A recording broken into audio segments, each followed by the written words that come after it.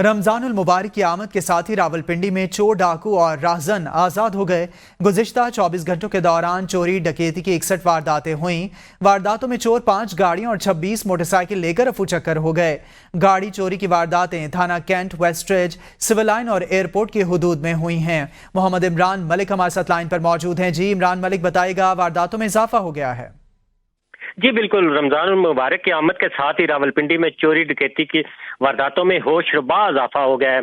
खासतौर पर street crime बहुत ज्यादा बढ़ गया है। गुज़श्ता 24 घंटों के दौरान रावलपिंडी पुलिस को रिपोर्ट होने वाले आदाद शुमार के मुताबिक मजमूई तौर पर 61 वारदातें हुई है। इस दौरान रावलपिंडी के बासियों को 26 मोटरसाइकिलों और 5 कीमती गाड़ियों से महरूम कर दिया गया है। स्ट्रीट क्राइम के दौरान 2 या 3 मोटरसाइकिल सवार डाकुओं की तरफ से मसरूफ बाजारों और गली मोहल्लों में 13 शहरियों को गन पॉइंट पर लूटा गया है, जिनसे 17 मोबाइल फोन और लगभग 9 लाख रुपए नकदी छीन ली गई है।